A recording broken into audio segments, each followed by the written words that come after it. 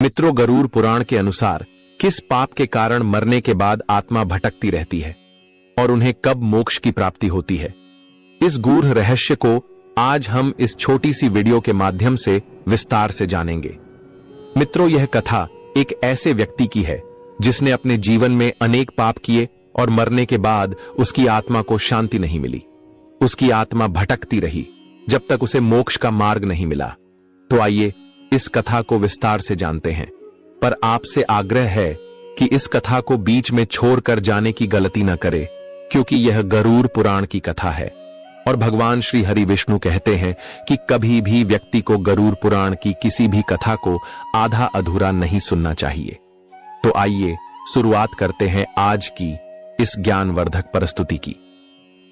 मित्रों, बहुत समय पहले एक छोटे से गांव में एक धनी व्यापारी रहता था जिसका नाम कुलदीप था। कुलदीप के पास अपार धन संपत्ति थी। उसके पास कई घोड़े, बड़ी हवेली और अनगिनत नौकर चाकर थे। लेकिन कुलदीप का स्वभाव अत्यंत स्वार्थी और निर्दयी था। वह अपनी शक्ति और संपत्ति का दुरुपयोग करता था। मित्रों, कुलदीप को अपनी संपत्ति और अधिकार का अत्यधिक गर्व था। वह खुद को गांव के लोगों से अलग और श्रेष्ठ मानता था। गांव के गरीब किसानों और मजदूरों के प्रति उसका रवैया कठोर था। कुलदीप को लगता था कि उसकी दौलत उसे किसी भी अन्य व्यक्ति से ऊपर बनाती है। उसने कभी दूसरों की मदद करने या उनके दुखों को समझने की कोशिश नहीं की। कुलदीप एक संपन्न परिवार में जन्मा था। उसके पिता भी एक सफल व्यापारी थे जिन्होंने उसे व्यापार की बारीकियां सिखाई। लेकिन कुलदीप ने अपने पिता की मेहनत और ईमानदारी को कभी महत्व नहीं दिया। वह हमेशा आसान रास्तों की तलाश में रहता और अपने लाभ के लिए किसी भी हद तक जा सकता था। कुलदीप अक्सर किसानों से उनकी उपज सस्ते दामों में खरीदता और मुनाफा कमाने के लिए उन्हें ऊंची कीमतों पर बेचता। यदि कोई किसान उसके आदेश का पालन करने से मना करता तो वह उसकी जमीन छीन लेता। कई बार उसने किसानों को उनकी झोपड़ियों से निकाल दिया ताकि वह वहां अपनी नई हवेली बना सके। मित्रों, कुलदीप ने अपनी हवेली और व्यापारिक प्रतिष्ठानों के निर्माण के लिए मजदूरों से अत्यधिक काम करवाया।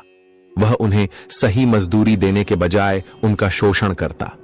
कई मजदूर भूखे प्यासे काम करते करते बीमार हो जाते, लेकिन कुलदीप को उनकी परवाह कोई नहीं थी। कुलदीप अपने व्यापार में भी ईमानदारी का पालन नहीं करता था। वह घटिया सामान ऊंचे दामों पर बेचता और व्यापार में अपने साझेदारों को धोखा देता। उसकी मक्कारी के कारण कई छोटे व्यापारी कंगाल हो गए, लेकिन कुलदीप को इससे कोई फर्क नहीं पड़ता था। वह सिर्फ अपने फायदे से मतलब रखता था। कुलदीप के स्वभाव में दया का कोई अंश नहीं था। गांव के लोग उससे डरते थे और उसकी हवेली के पास जाने से भी कतराते थे। एक बार एक गरीब विधवा महिला ने उससे मदद मांगी क्योंकि उसके पास खाने को कुछ नहीं था, लेकिन कुलदीप ने उसकी मदद करने के बजाय उसे दुत्कार दिया और अपने नौकरों से उसे वहां से भगा दिया। कुलदीप को धर्म और सच्चाई में कोई विश्वास नहीं था। वह पूजा पाठ को समय की बर्बादी मानता था और ईश्वर के अस्तित्व को चुनौती देता था। उसका मानना था कि धन ही सबसे बड़ी ताकत है और अगर उसके पास पैसा है तो उसे किसी और चीज की जरूरत नहीं। गांव के कुछ बुजुर्ग लोग अक्सर उसे चेतावनी देते थे कि उसका यह अहंकार और बुरा स्वभाव एक दिन उसे भारी पड़ेगा, लेकिन कुलदीप ने कभी उनकी बातों पर ध्यान नहीं दिया। मित्रों, फिर एक दिन गांव में एक साधु आए।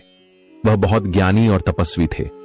साधु का चेहरा तेजमय था और उनकी उपस्थिति से वातावरण पवित्र लग रहा था। गांव वालों ने साधु से अपने जीवन की समस्याओं के समाधान मांगे।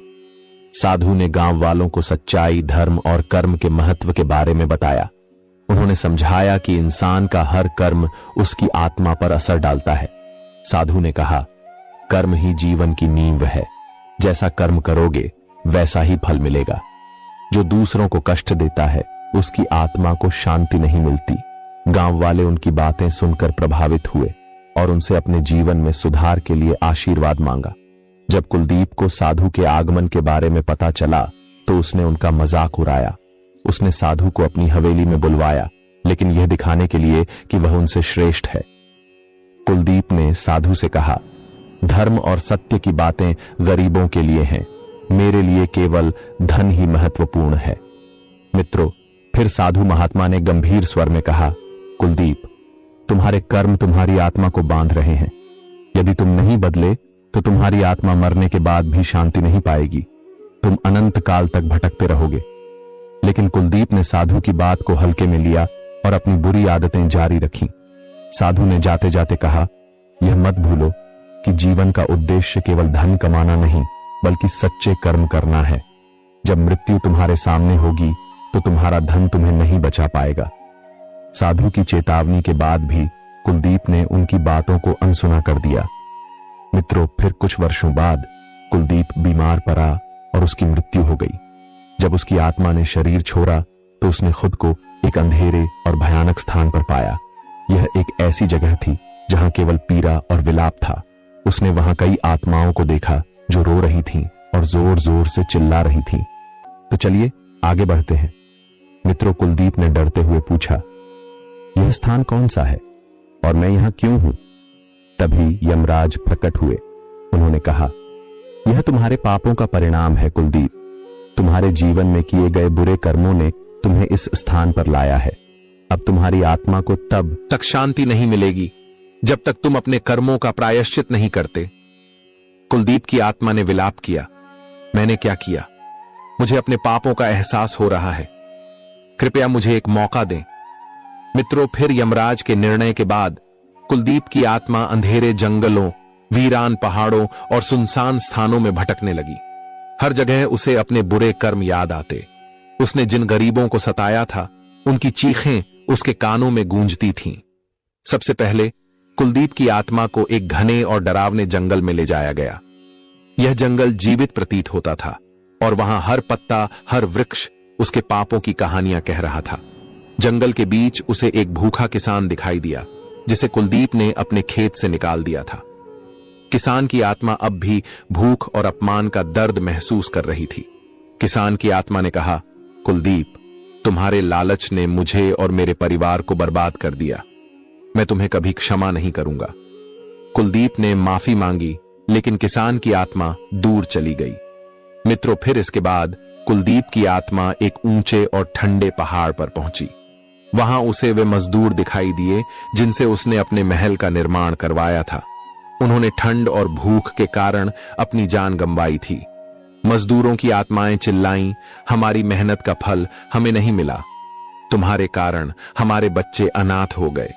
कुलदीप की आत्मा उनके दर्द को देखकर रो पड़ी, लेकिन मजदूरों की आत्माओं ने उसे क्षमा नहीं किया।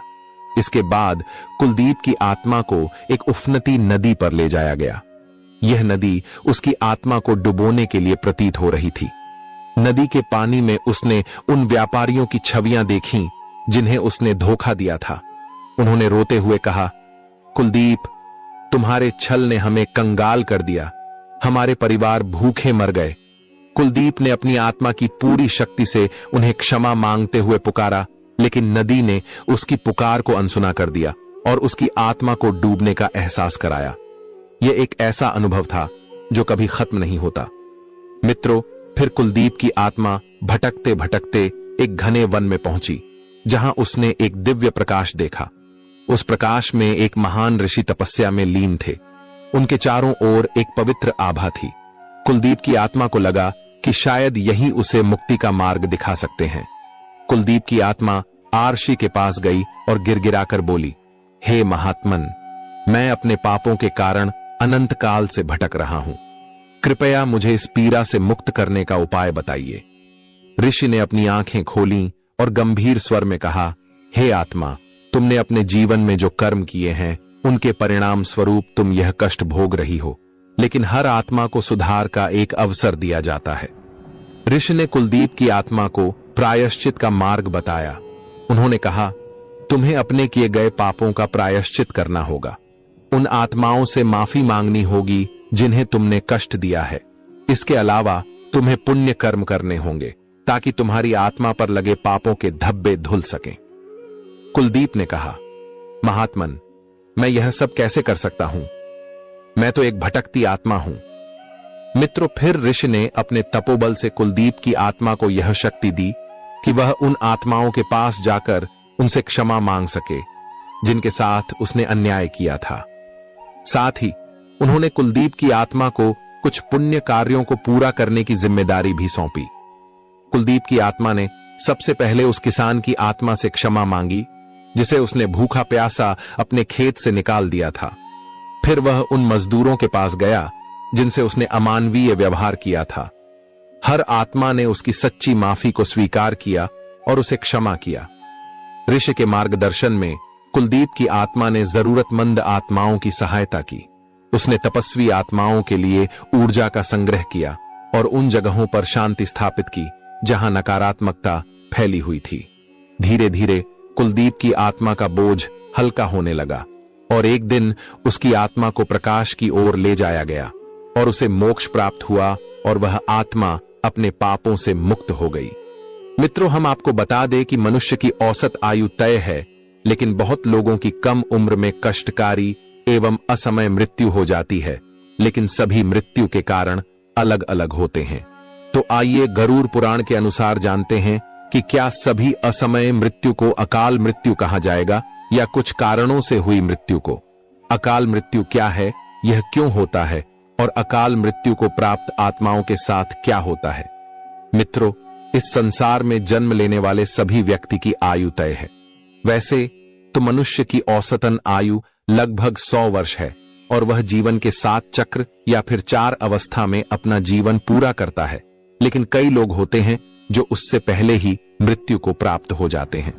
अगर मनुष्य के 4 अवस्था की बात करें तो ये अवस्था है शिशु, किशोर, प्रौढ़ और वृद्धावस्था। लेकिन कई व्यक्ति चौथे अथवा तृतीय या फिर द्वितीय अवस्था तक भी नहीं पहुंच पाते और उनकी असमय मृत्यु हो जाती है। ये अलग बात है कि सबकी मृत्यु के कारण अलग अलग होते हैं। तो मित्रों, सवाल यह है कि क्या ऐसे सभी असमय मृत्यु को अकाल मृत्यु कहेंगे या फिर कुछ कारणों से हुई मौत को ही अकाल मौत कहेंगे। और गरुड़ पुराण के अनुसार ऐसी अकाल मृत्यु को प्राप्त आत्माओं के साथ मृत्यु के बाद क्या होता है।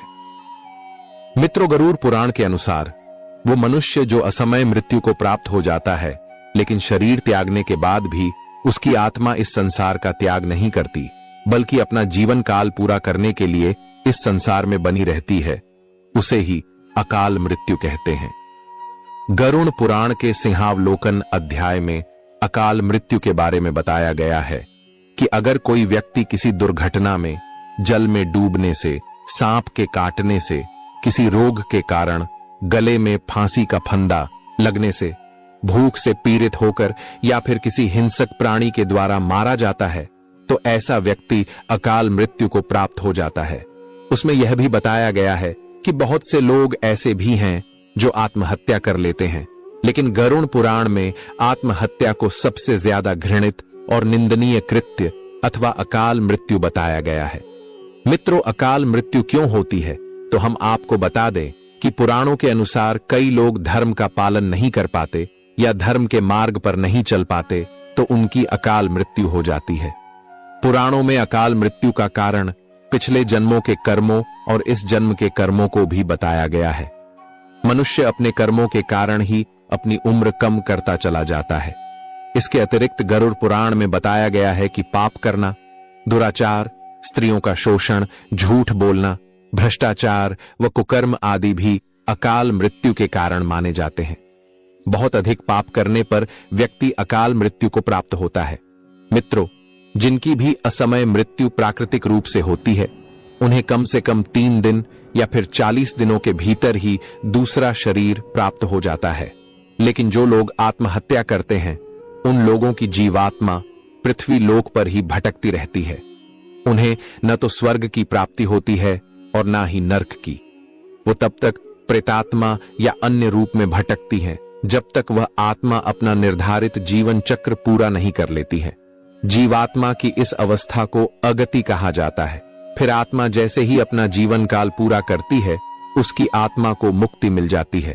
मित्रों, इस वीडियो में फिलहाल इतना ही। यदि आपको यह जानकारी अच्छी लगी हो तो कृपया इस वीडियो को एक लाइक करके इसे अपने मित्रों बंधुओं के साथ शेयर अवश्य करें।